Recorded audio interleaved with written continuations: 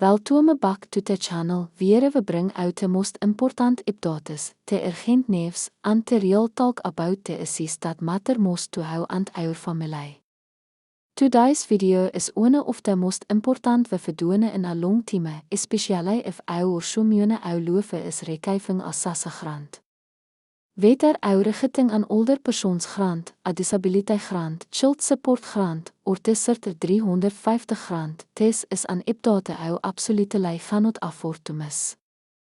Antidomen urgent tere are some bigshanges koming, and witte te my eens die atline kyklei approaching, wat ou do net vul te redlei affect our ability to rekijve our money, our benefits, and our stability. So grab a pen, pay close attention, and make sure you stick around until the end, because we are breaking down everything from payment dates and delays to system changes, account verification issues, fraud risks, and assoking neverreirement dat schot te woele countrytalking. Now, let's start with what has sparked all the commotion in the past 5 days. Across South Africa, millions of SASSA beneficiaries have begin receiving notifications about account verification. Deze arendt skammesages, deze are legitimate requests from the South African Social Security Agency and ignoring them shall men having our payment delayed or even cancelled. What's going on? Well, SASSA has rolled out a new verification system in collaboration with the Department of Home Affairs and major banks to confirm that all payments are going to the rightful recipients. This is part of a broader push to clean up the grant system, stop fraudulent claims, and ensure every cent goes to the people who need it most. That's a good thing in principle, right?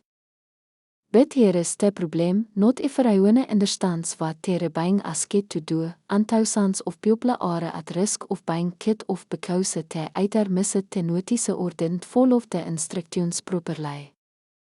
If you forgotten a message asking you to verify your bank account or upload certain documents, don't ignore it. SASSA has clarified that failure to act on these notifications will result in our grant being suspended starting May 1 just around the corner, so time is running out. And it's not just about bank accounts. Some people are buying as kit to confirm their numbers, addresses, and even to submit biometrics data like fingerprints or facial recognition photos. Nov, ou mag het bewondering by altes is happening nov. It all traces back to a series of reports SASSA received earlier this year about identity fraud and grant payments being supported of by criminal syndicates. According to SASSA officials, some beneficiaries were inknoving lijsaring personal information with the stammers or their accounts were being issued to route payments without their consent. To combat this, SASSA has stepped up its fraud prevention protocols. But, as with the ander large scale system overhaul, tere havenbeen hiccups big onus. Some beneficiaries are reporting long views at SASSA offices, website crashes, and even difficulty accessing the online portal to update their information.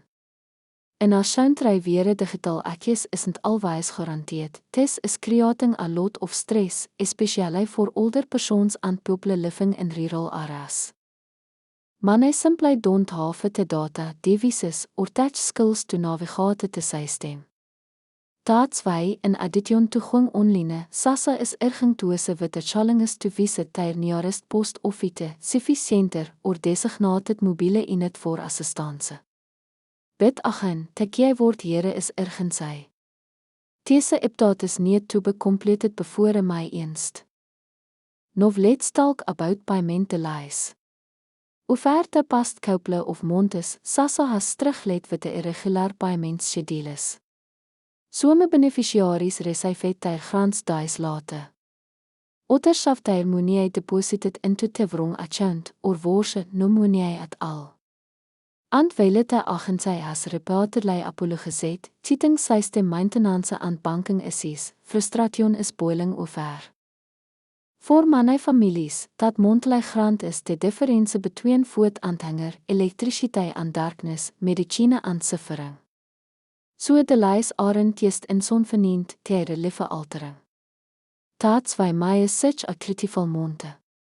If eure one of the 18 million Suid-Afrikaans wo depend on SASSA, ou have to double check our status, confirm our bank details, and stay informed about the changes.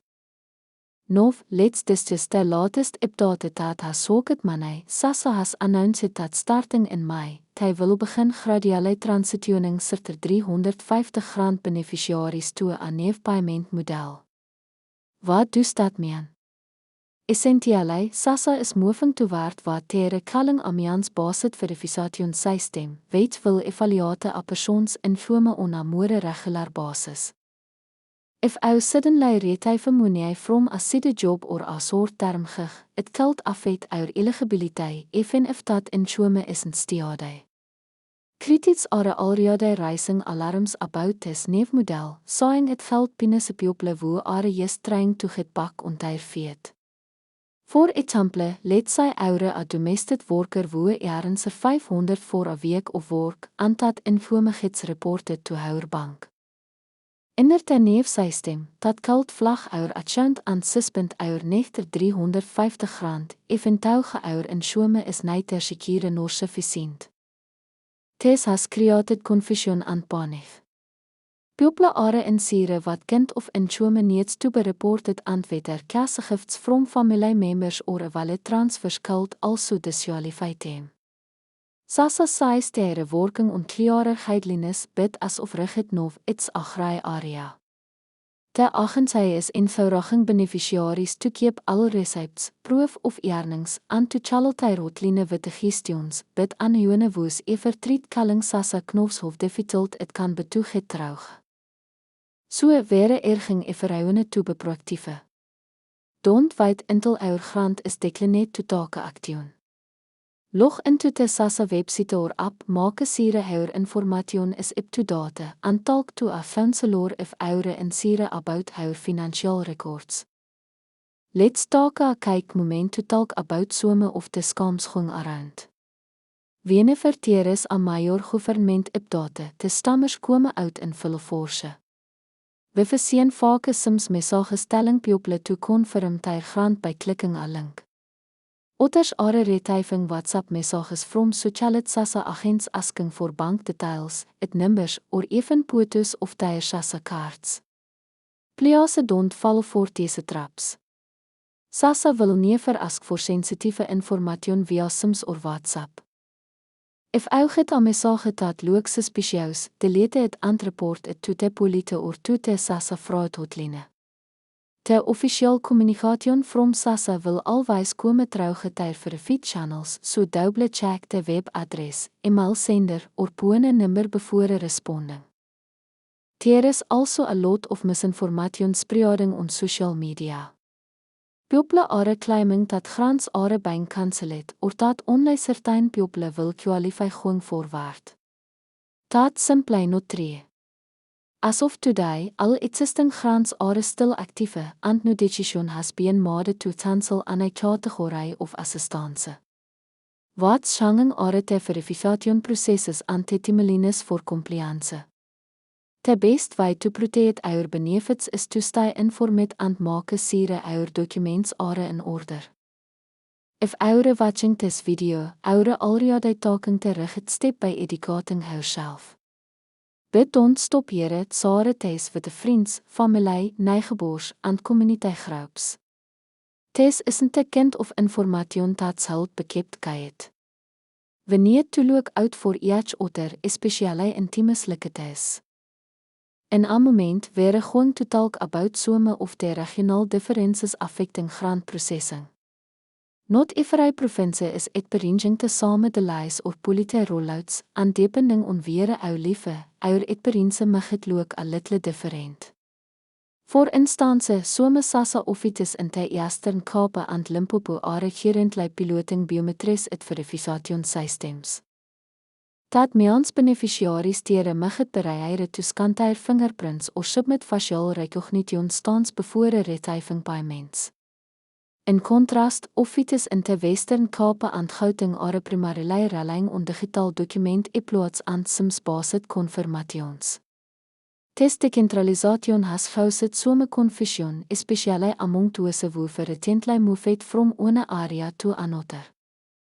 If you relocated or plan to travel in the next 5 weeks, you need to update your address in the SASSA system to avoid issues. And let's not forget about caregivers, money of whom are responsible for collecting grants on behalf of children, disabled family members or the elderly.